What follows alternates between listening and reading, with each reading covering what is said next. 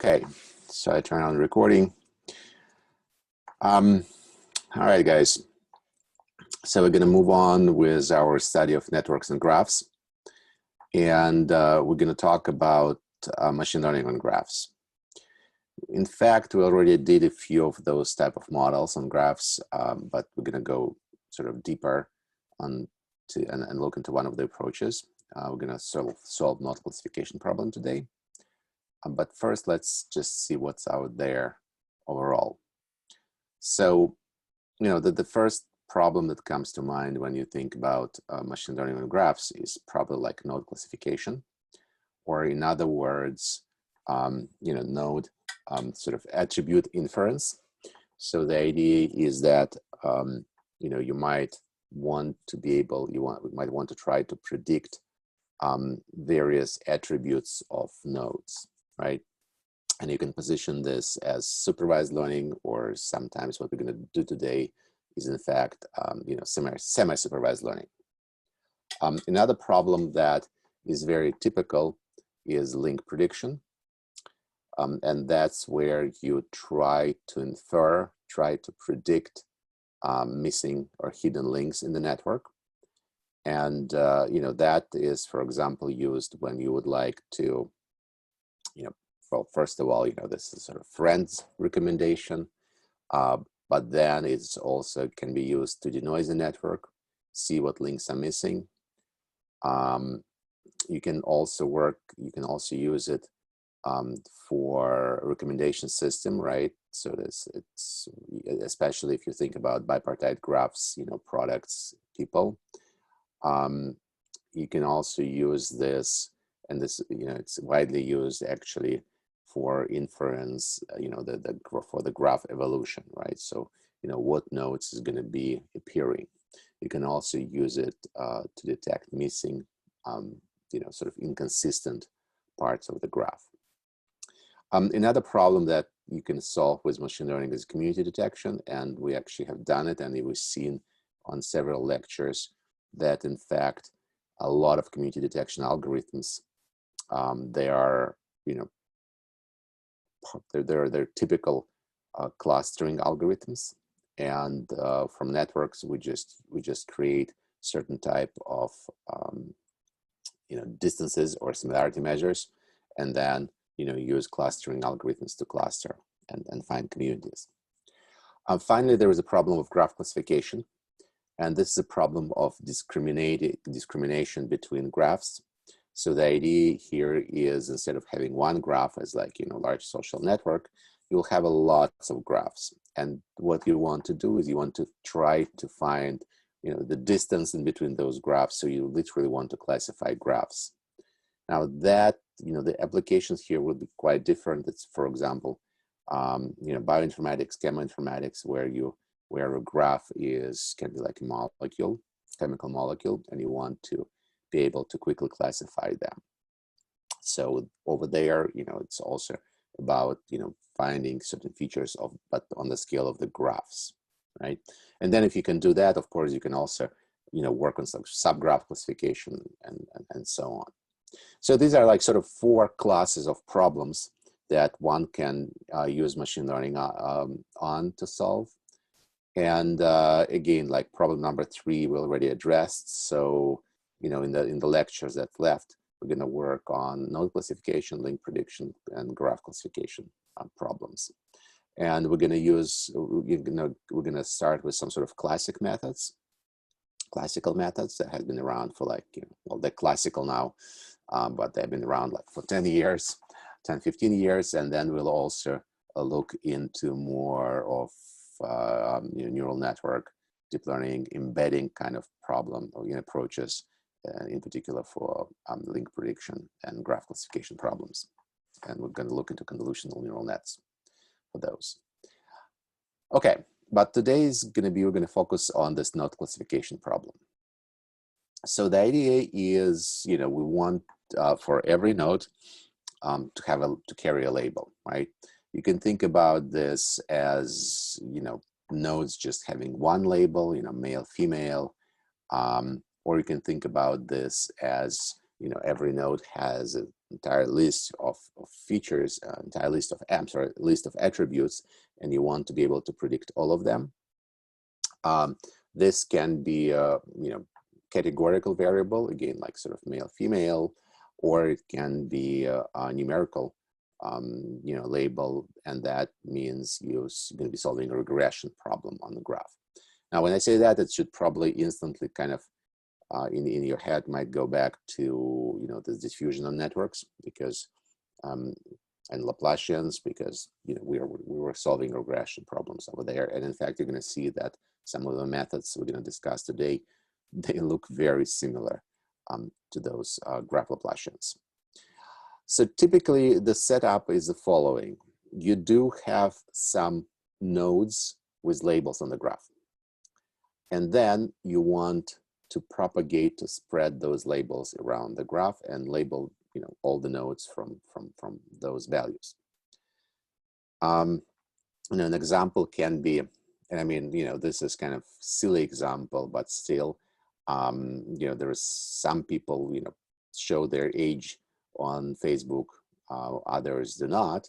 So for example, you want to infer ages for everybody.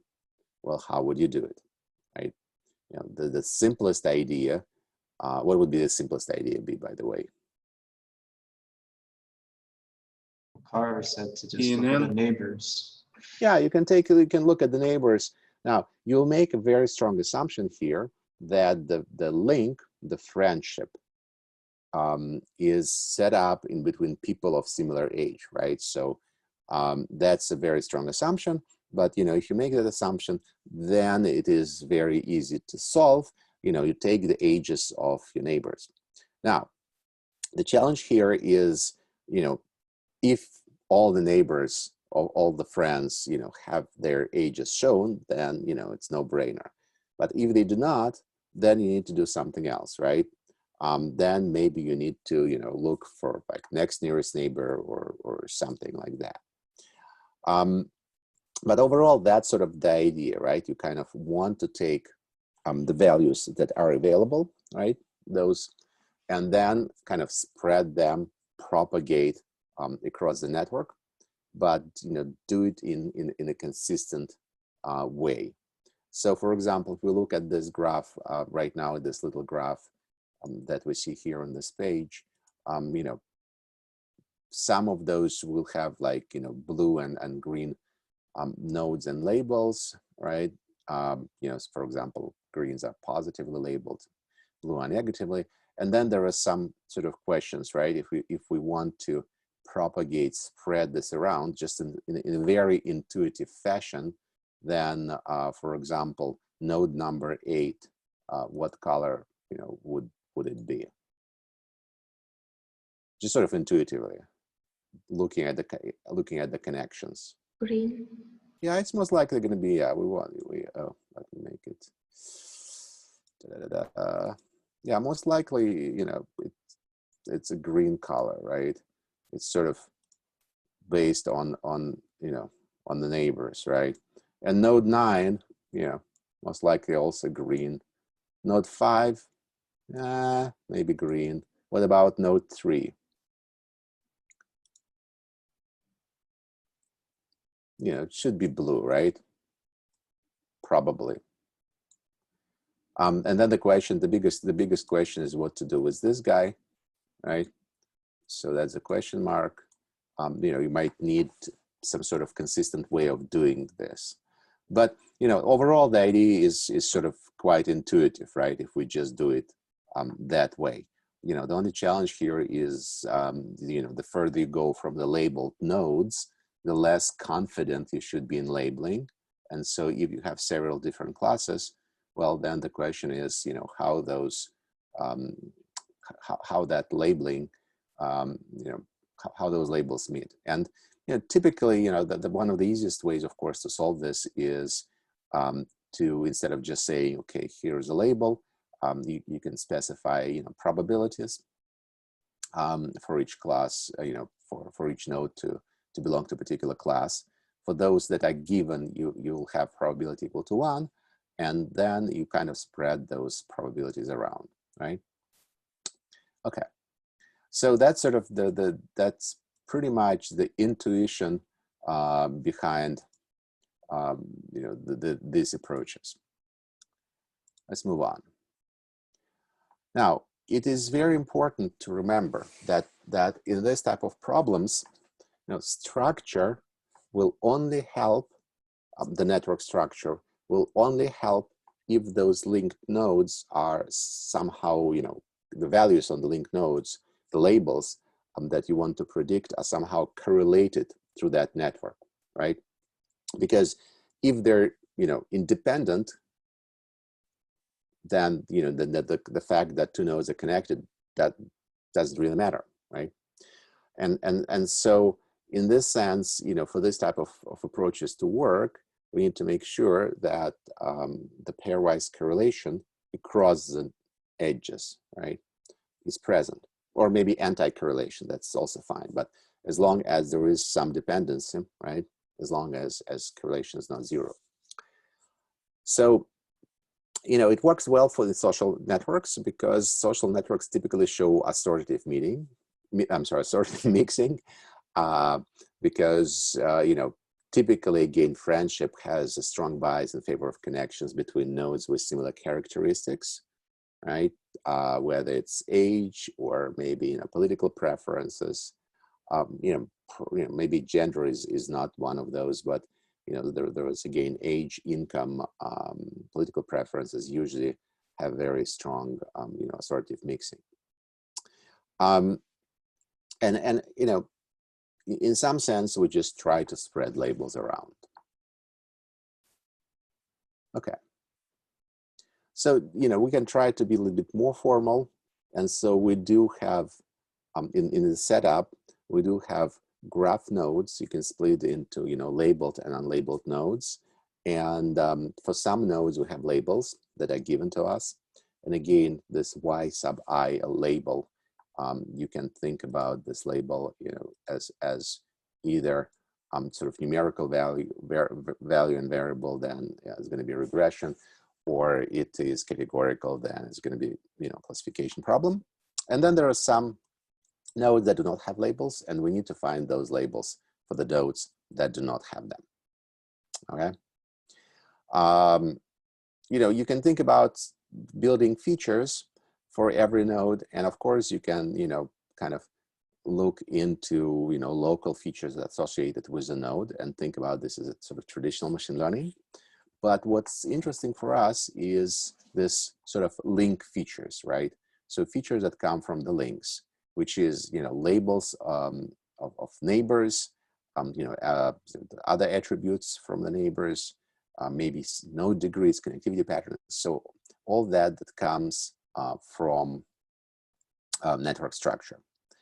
And then you can build traditional sort of feature matrix, or what's called another way, it's called design matrix, where you have labeled and unlabeled nodes, right? Now, why this makes sort of life different from traditional machine learning? Well, the reason is because in machine learning, if you remember, we always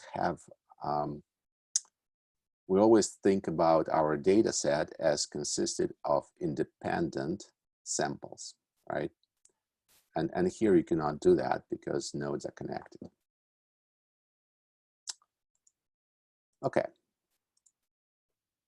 So, the very simplest, as I said, the sort of the starting point, and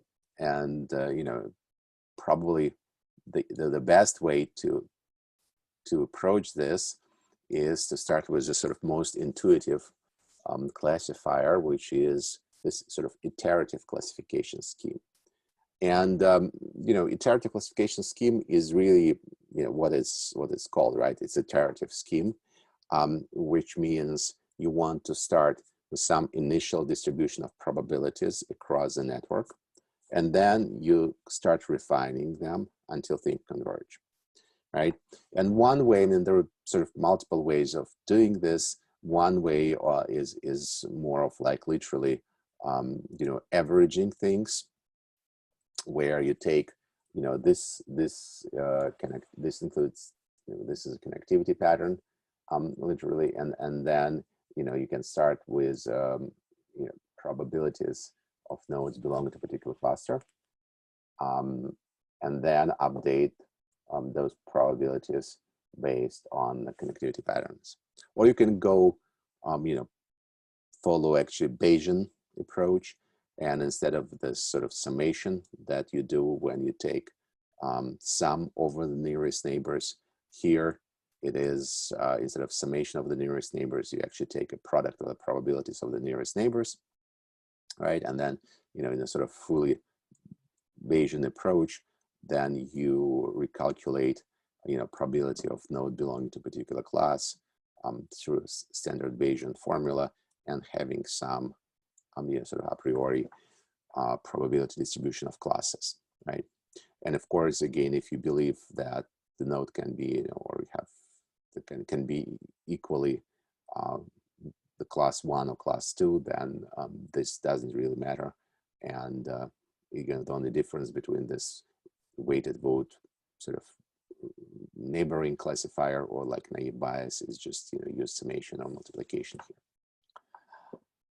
So that would be like the most simple, the trivial approach. It doesn't always work great, but it's very easy to implement, and probably if you actually ever want to try to solve this type of problem, this is the way to start doing it. Can I ask in previous slide? Yes. Capital N, it is empirical distribution, yes? No, I'm sorry. Capital N here means neighborhood, right? So it is probability of node I belonging to the class C, right? Given its neighbors. Okay. May I ask, you said on the previous slide that we do not have almost surely independent nodes and the Bayesian classifier, and in particular, this decomposition into multiplication is strongly based on independence. Exactly. You're absolutely right. And that's why it doesn't work well all the time, right? So it's one of those things when you say, yeah, we know that this, data points are not, that samples are not independent, but, forget about this and just try to do it this way. But yeah, it's a very good point. All right, and and by the way, that's why I'm going to look into some other methods. So here is just sort of naive trivial example, right? If you have 3 nodes, and say the labels 20, 18, 18. Well, you can think about if you think about this label propagation as actually labels, right? You can actually call, assign this value 18. If you think it's more about like averaging and regression problem, you'll calculate average here, and then you push it, and on the next iteration, you push it onto the next node, right? So it is also very similar to how we simulated, for example, the infection propagation on the network, right? Just sort of pushing values, node after node after node. Okay. So now a little bit more advanced way to deal with this is through what's called semi-supervised learning. Now, semi-supervised learning is this sort of interesting mix of supervised and unsupervised learning. And the idea is that for the supervised learning to work, you need to have a lot of labeled examples. And quite often it's not very easy to get those labeled examples. Plus, when you have, let's say you have some number of labeled examples and some number of unlabeled examples, right? And those unlabeled you want to label, but for all of them you do have features, right? And so it's kind of waste to just not to use those features, right? And so the idea would be to actually try to combine this, supervised and unsupervised learning, which is you use unsupervised learning on unlabeled data right? Trying to find some dependencies between them. Let's say you can, for example, do clustering. And then you can use the results of this clustering and apply to it supervised learning. And then, for example, you train labels, within the cluster, and then you spread that label, for a cluster of the nodes. So again, the point here is that, you have very small labeled set, right? You have very few examples of the nodes that are labeled, nodes or data points that are labeled, and you have a lot unlabeled. And so, in this case, in this scenario, supervised learning will not work too well. And so you want to help it by looking at, just the structure of data points. Okay, that's the idea of semi-supervised learning. And so we actually quite often living in that setup here with the network, right? Yes, if most of the people on the network do have their ages shown, right, then sort of inferring those few empty spots are very easy. But the question is, what's if it is opposite situation where you have lots and, when you have just very few nodes, you have information about, let's say, political preferences, and then you want to, estimate the political preferences across the entire network, and you have majority of the nodes that are not labeled. But their connectivity pattern. So we can use connectivity pattern together with labels from those few labels node, to achieve our result. Okay, so that's overall the idea. And if you have a graph, if we already have a graph, great, we just work on it. If you do not have a graph and you just have data points, and now we're talking about much more sort of general problems, right? You have lots of data points you want to classify, and you do have a few labeled examples. You can actually take those data points and build a similarity graph from them, right? By connecting data points that are similar based on their features. And then use the approach we're going to discuss right now to classify them, right? And the word transductive, sometimes people use the word transductive learning, but that really means to learn a function that predicts labels for unlabeled input, right? That's within the sort of semi-supervised setting. Now we're gonna again go to the sort of very popular story here with random walk methods. Again, this is not the only one way to solve semi-supervised learning problem, but it is actually quite powerful, and I think it's also quite sort of mathematically beautiful. So I think it's worth looking at it.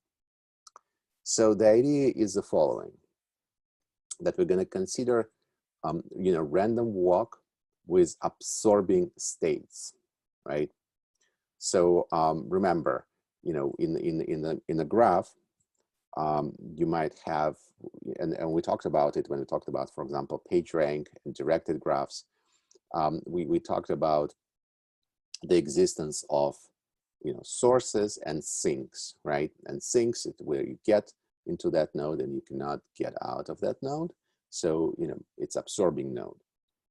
So the idea now is that we're going to try to classify the nodes by initiating a random walk from them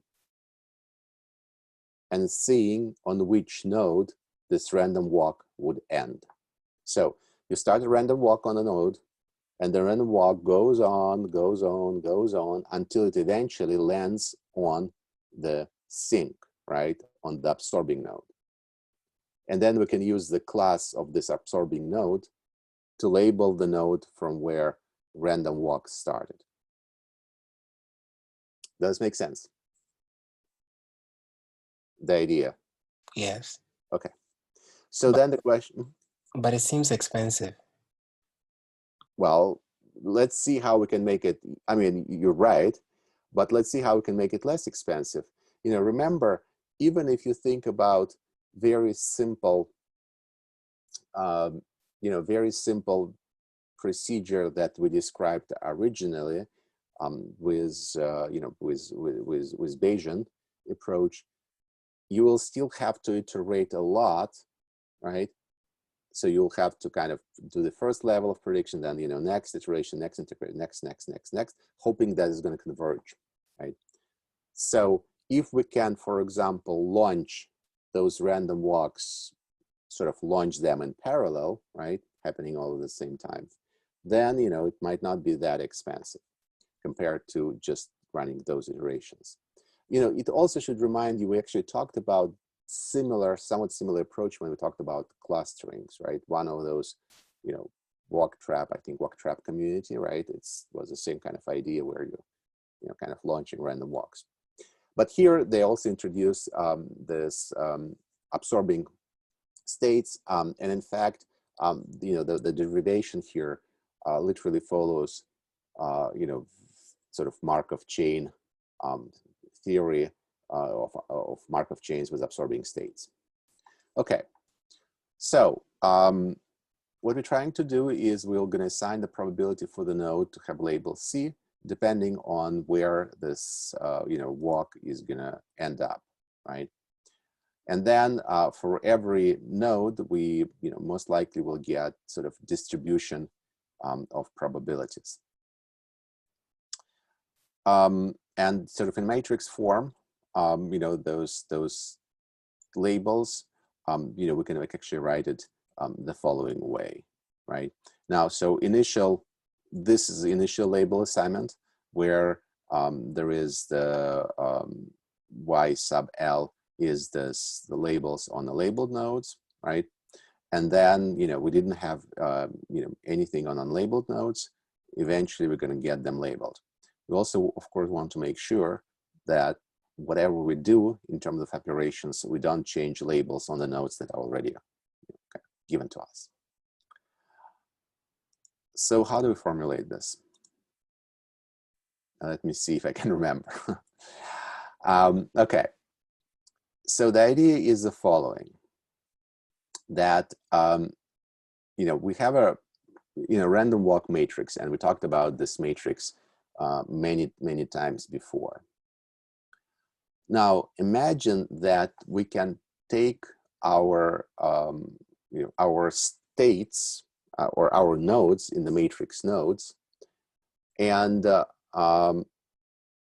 split them, or I'm actually order them in such a way that we have, first, we have group of unlabeled nodes, and then we have group of labeled nodes. Or in our case, unlabeled nodes are those, labeled nodes are those absorbing nodes, right? Where you will sort of end up eventually and, you know, get absorbed. And unlabeled nodes is just sort of, you know, typical, usual nodes, right?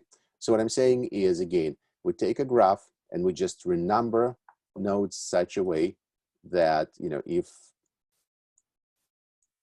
and I'm just thinking like, okay, you know, if you take all the nodes of the graph and then you just number them, 4, 5, you know, 6, etc., right? And these are all my nodes. I will just take, you know, those first nodes. I will make sure my labeling is such that the first whatever nodes that are labeled, and then the rest are unlabeled. Okay. Now, if that's the case, you know, the corresponding transition matrix, probability transition matrix, you can split it into 4 matrices. So one matrix corresponds to transitions from labeled node to labeled nodes. And since these are absorbing nodes, you know, the only transition from, you know, absorbing nodes is to, you know, onto itself, right? Absorbing nodes, you cannot leave it. And so that's why you get this diagonal matrix I here, it's diagonal. Then there is no way to go from, you know, absorbing to unabsorbing, and here it's LU, so from labeled to unlabeled, there is just no way. It's a one-way street, right? It's absorbing nodes. And then what you have is, you know, those two things. There is a transition matrix that corresponds to movement, to transition from unlabeled to unlabeled, which is unabsorbing to unabsorbing, right? So it's just sort of move from one regular node to another regular node. And then there is a part of transition matrix, it's sort of last step matrix, where you get from unlabeled to labeled, or in other words, from unabsorbing to absorbing.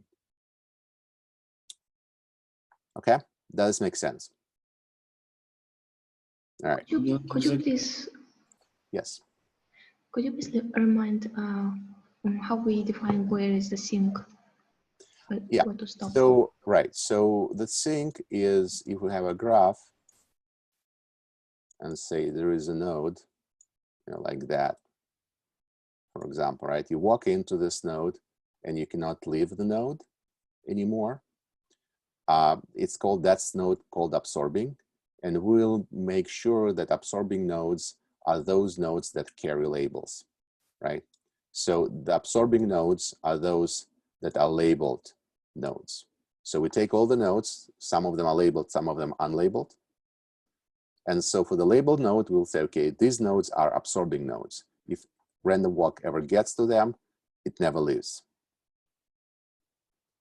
So the first labeled vertex will be the sink? Yes, so all labeled vertices will be sinks, all of them. So imagine that you have, okay, we have a graph, and let's say, let's say there are 100 nodes in the graph, and let's say for 20 of them, we know somebody's age. So those 20 nodes will be 20 sinks. So there will be 20 absorbing nodes. So sink and absorbing nodes is the same. Make sense? Okay, thank you. Okay. So, so what we're gonna, again, what we try to model is a scenario that, you start from any node, any unlabeled node, right? Any node for which you don't have, you don't know, the age or political preference or gender or whatever. And then you just keep walking on the graph until you hit first absorbing node, and then your random walk ends. So the idea here is the following, that you cannot just sort of visit the nodes with different, in a single walk, you cannot visit the nodes that have different labels. It's the first node that is labeled you encounter in your walk. That's it, you're done. Okay? And the way to model it is to model those nodes as absorbing nodes. So, your walk ends there. All right. So based on that, your matrix, transition matrix, is split into these 4 parts, right? And then the idea, of course, is, we're looking into this sort of infinite walks, right? So you can just walk forever. So that means, you look into taking this transition matrix and putting into the power t, and then sending t to infinity, right? So pretty much what I'm saying is, we want to calculate this p to the power t, which is p matrix times matrix times matrix, times matrix. Each of the, anytime you multiply by p, it means, you take a next step in this random walk, right? So what's actually surprising, and I strongly recommend you to look at this and play with this, and to, to kind of realize that if you take the matrix I0, then there is this, P, U, L, P, U, U, right, and multiply by itself,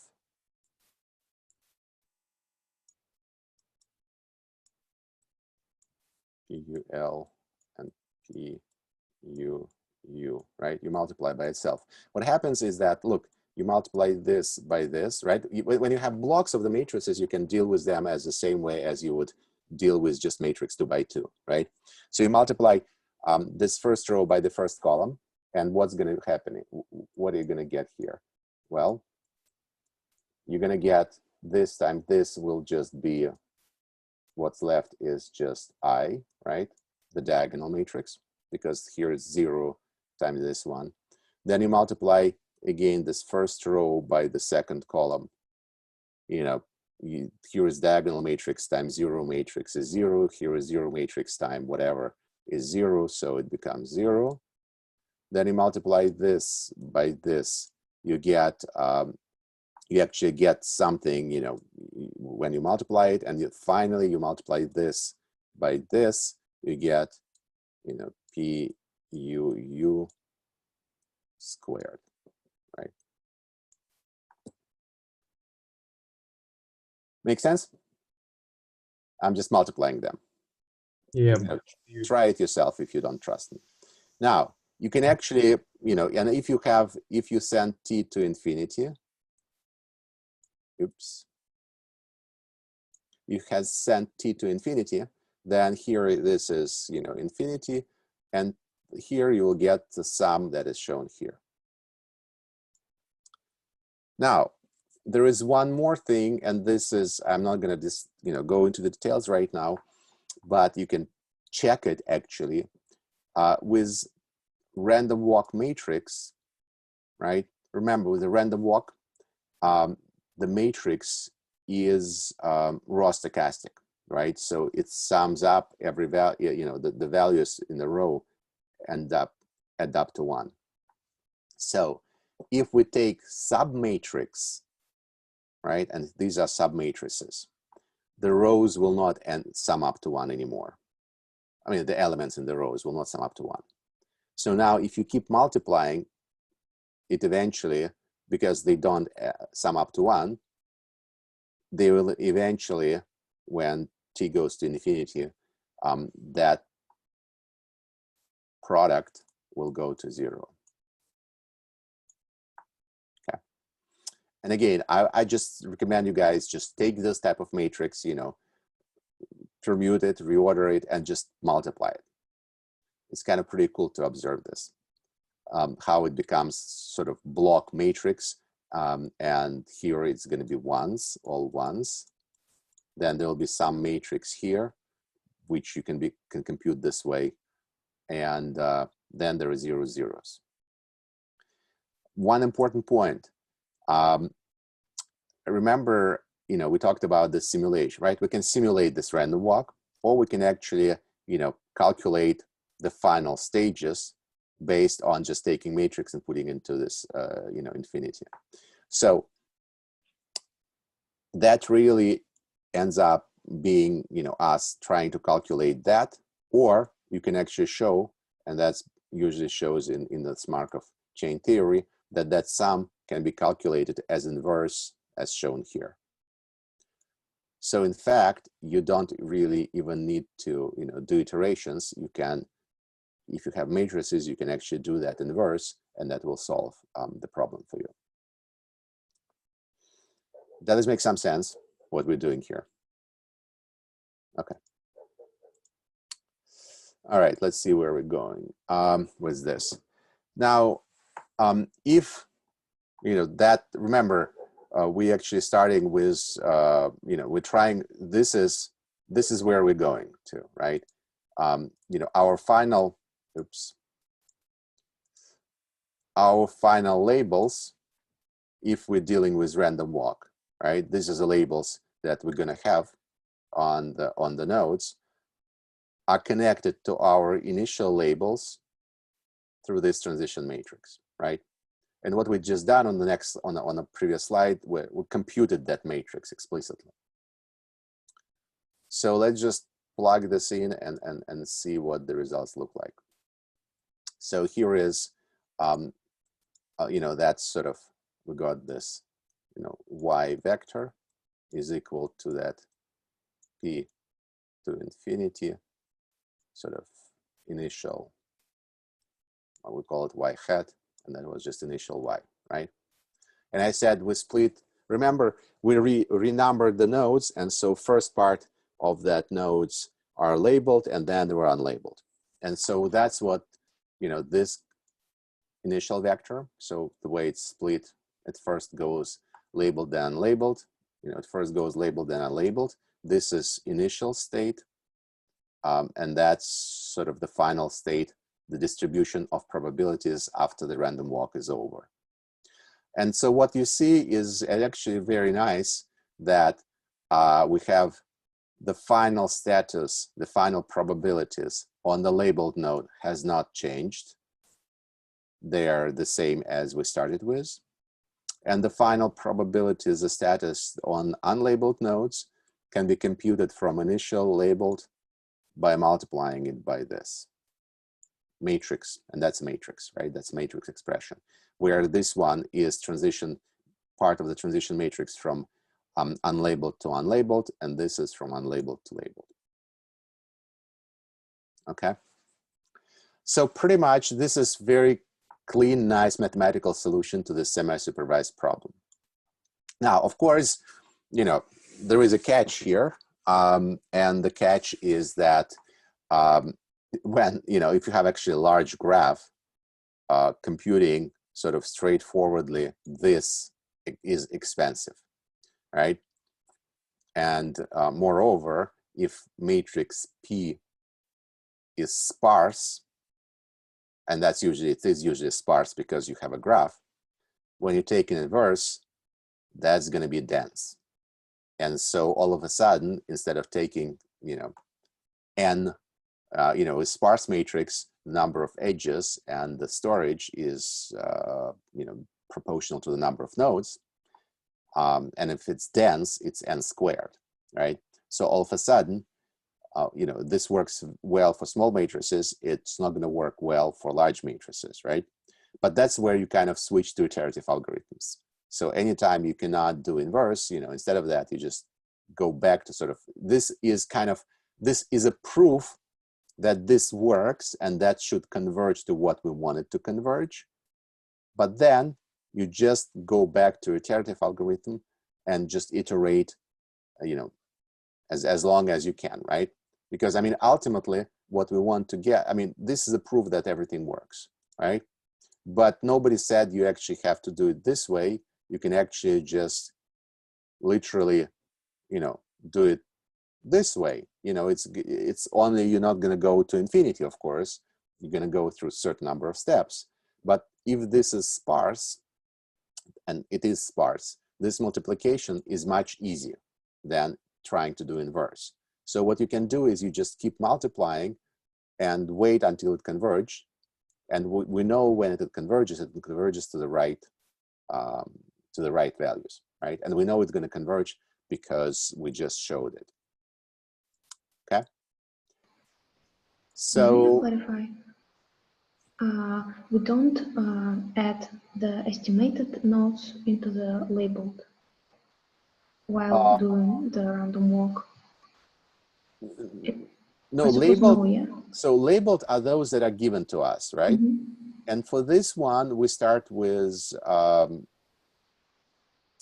sorry, you know, for unlabeled, we just put initially just sort of 0 values, and then we'll, you know, get to them, if that's what you mean. What do you mean put estimated? For example, for unlabeled node, we obtain some result. Oh yeah, yes, absolutely, yes, absolutely. So we're gonna see it in a second. When we do this iteration, we of course on every iteration will update unlabeled nodes with the results you get from the previous iteration. Yes, yes, absolutely. So where it is. So we know what we need to do in terms of math. Now let's look at the algorithm, right? So what we're gonna do is, and this is called label propagation algorithm. And there is some confusion also in between sort of this algorithm and, you know, there is this label propagation clustering algorithm, which are slightly different things. But in fact, you can actually do this for clustering too, right? If you think about this, you know, if you know some nodes belong to certain clusters and your label is what cluster the node belongs to, you can actually try to use this for clustering also. So what does the algorithm do? Well, you know, we have, you know, some labeled nodes. We compute our, you know, transition matrix And then what we do is we just iteratively do the following, right? We take our initial guess for the vector, and initial guess is the labeled. We put all the labeled values in there, and instead of unlabeled, for unlabeled we put zeros. We do the first, we kind of multiply by matrix P. We got an updated version, which now for unlabeled already have some values, right? Then we do sort of this assignment and just keep iterating. Now this one, what it does, this one is actually fixes labeled nodes. It just, on every iteration, when you do this multiplication, labeled nodes will also change their values. So what we do is we kind of keep them constant, right? We kind of force them to be constant because we know that eventually they should be. And so that makes our life easier. And we just do it until it converges. And we do know that, based on our math, that's going to converge to this solution. That's it, right? Sweet and easy. Again, for small graphs, you can actually calculate this explicitly. Just take the inverse. For large graphs, taking inverse is expensive, so we just do iterations, right? And that's creates a very consistent labeling across the network. So is it work for multi-classification problem? Yes, because you might have,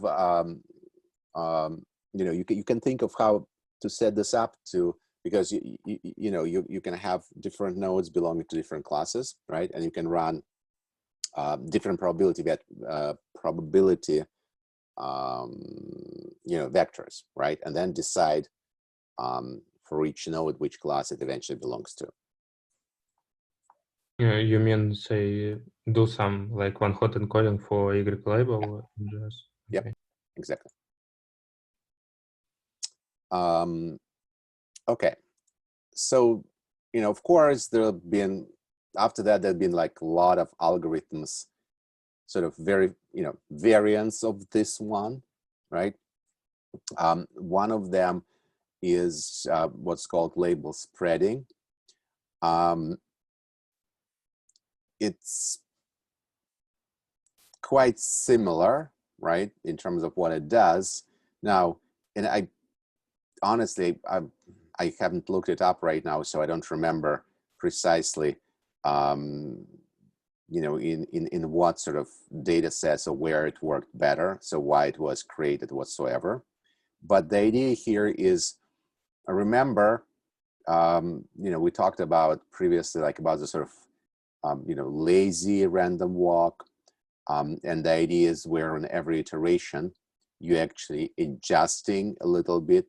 And so what this algorithm does is when you do, when we do iterations, instead of just doing this pure iteration, you kind of admix a little bit of your initial state.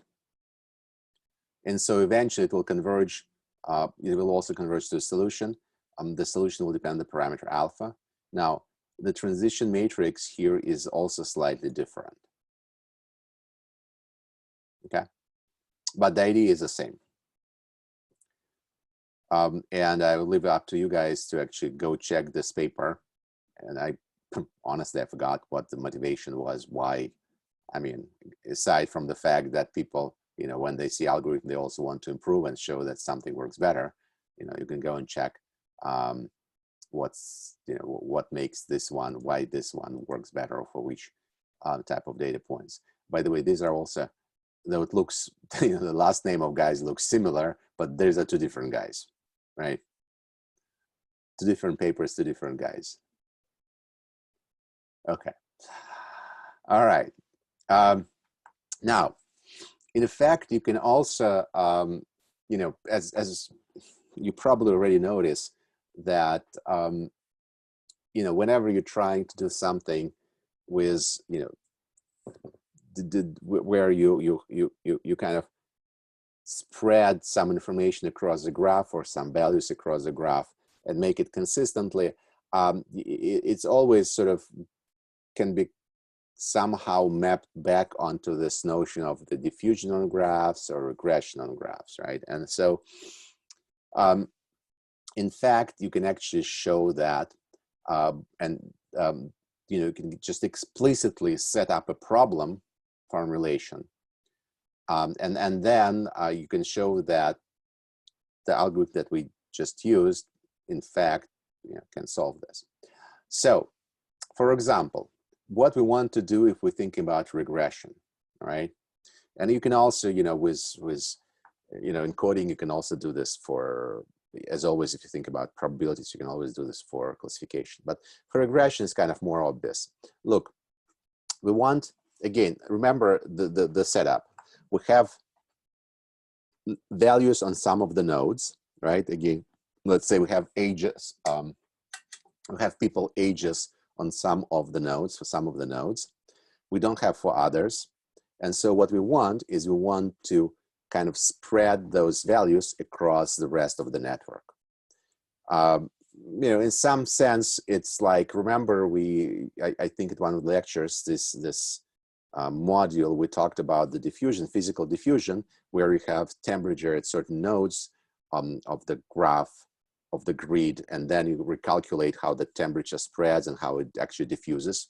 Well, that's the same sort of idea. So what we want to do is we want to make sure when this sort of age, whatever, spreads around, it satisfies certain constraints, right? It's really thinking about like creating this regression function on top of the graph. So what we want to make sure is that the labeling is consistent in the sense that those new labels that we're going to create for nodes, new values, you know, regression values, on the nodes where the values are given to us, they're not far away from them, right? So again, think about it. We have some sort of, we have a graph, we have some sort of values, and then we can want to create a function that, you know, regresses across those values. As with linear regression, you know, you might not want your regression go precisely through those points, but you don't want it to be very far out, right? And so that will allow us not necessarily match, you know, the values on the regression point, but we want to make, we would like to have them not far out. So this is different from the previous algorithm in the sense that in the previous algorithms, we actually forced, I mean, well, it happened with this random walk that on the final assignment of the nodes, those that have original labels, they kept those labels. Here, we allow the values on the nodes that are given to change a little bit, right? So it is a regression.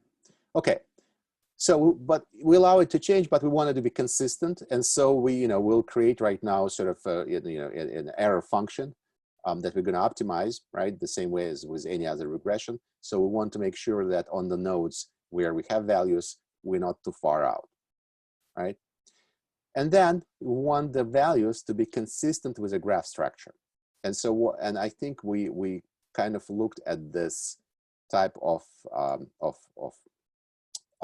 combination before when we looked into Lagrange, where we looked into Laplace. What this says is the following: we want to make sure that on the neighboring nodes, right, Aij is non-zero for neighbors, right? So it means nodes I and j connected if Aij is not zero. We want to make sure the values are not very different. If they're very different, this difference is large. So since we're going to be computing right now an error function, this is going to be large. And so that's what we want to prevent. And finally, we also don't want this, you know, the values that we compute to grow too much. So this is actually just a regularization term. Now, if you remember how you do like typical, if we do, let's say, like linear regression, right? what we do is we, optimizing this, we're minimizing this, we're minimizing a least squared error, right? Now, if you do regression with regularization, you're optimizing that plus this, right? This is regression with regularization. Now, what we're adding here is on top of regression with regularization, we will add one more term that connects the values on the nodes that are neighbors, right? That are connected. Make sense? All right. So now we have three parts of the sum. All right, and then after we have it, we can actually look at that and try to do various minimization. So in that type of formulation that we just made, the previous algorithm, the one that we started with, this label propagation, right? The one that we discussed first, is actually equivalent to just the second term, right? No sort of regressing. It is just this connectivity. You can actually show that that's what that optimization does.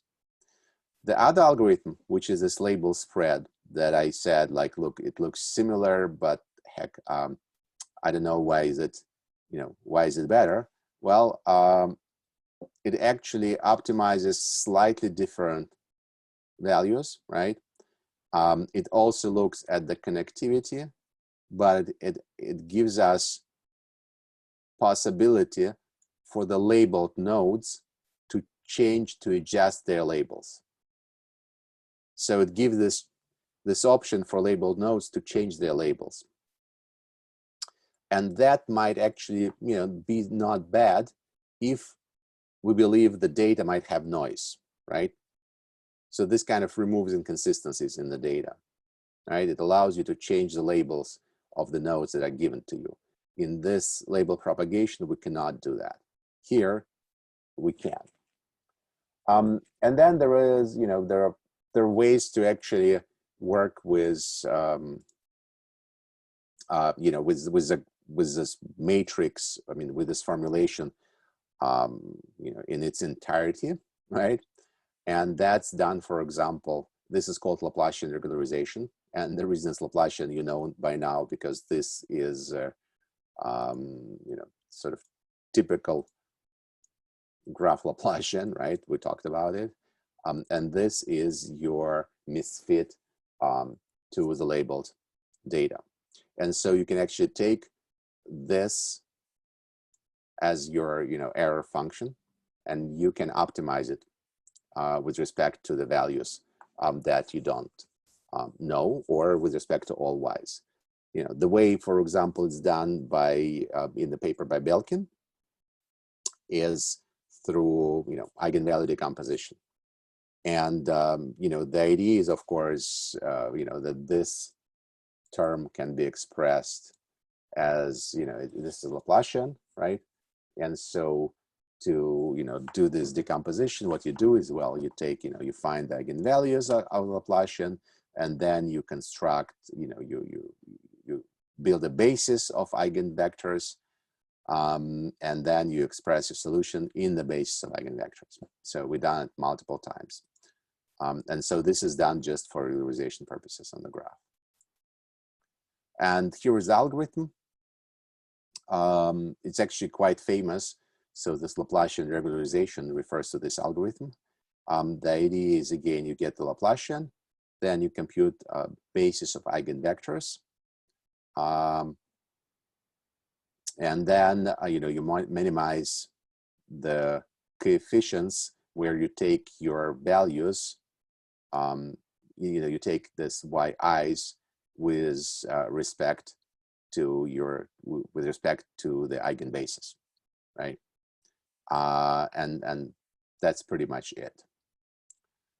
So here is just a couple examples. Now, if we have this, and that's the same karate graph. I was just lazy enough to not to do it like in a bigger graph. Two classes, red and blue, right? And I want to do, propagate those labels across.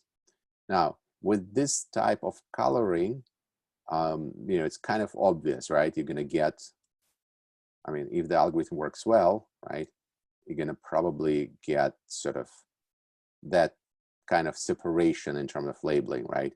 You're going to get red, here, and you probably get sort of bluish on the right-hand side. And by the way, notice, and let's actually let's see how it worked. Yeah, that's pretty much what happened, right? Now, since here, you calculate the probabilities, right? Those y vectors, I color coded those that were high values, in red, and low values, meaning belonging to opposite class, in blue, and somewhere in between, those yellow and green. Now, you can actually instantly notice, by the way, that if we try to, as with any type of approaches, we can say, okay, you know what, is a probability is above threshold, you can label them, right? So, you can easily see that, like, okay, fine, this is a group of high probability of being, blue, and this is sort of another group of with high probability of being blue. So that also tells you that, we started with this. So which means it's also a way to do clustering, right? Or graph partitioning. If you have a few nodes that you know for sure belongs to a particular cluster, right? Somehow you do know it. Then this algorithm can help you to do the splitting, right? Make sense? Okay. Now, but this is sort of obvious example. Now, what's a little bit more interesting, if I try to do something like that, right? I kind of, mix the blue nodes and red nodes. And the question is, what's going to happen? Well, one thing which I kind of can guess is probably, if the algorithm works well, then probably this node should be blue. Well, because there is no connection between this node and the red node, right? It's only connected to blue nodes, so it should probably be blue. The rest of the nodes, I don't know, because this is connected to blue and to red. This is connected to blue and to red. Now, these guys probably should be like kind of reddish, because this guy is red, so kind of, protects them from blue, right? But this is sort of, intuition. Let's see if this actually worked that way. Yeah, almost, right?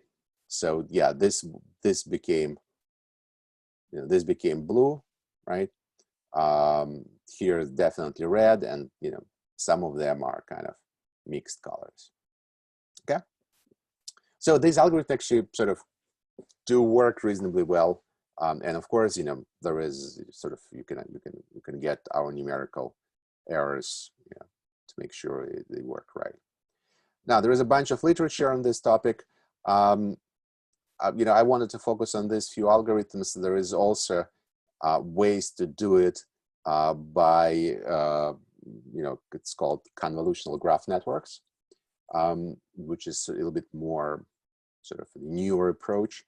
We're going to probably talk about it on a last lecture when we talk about graph neural networks. Okay, so that's it for today. Any questions?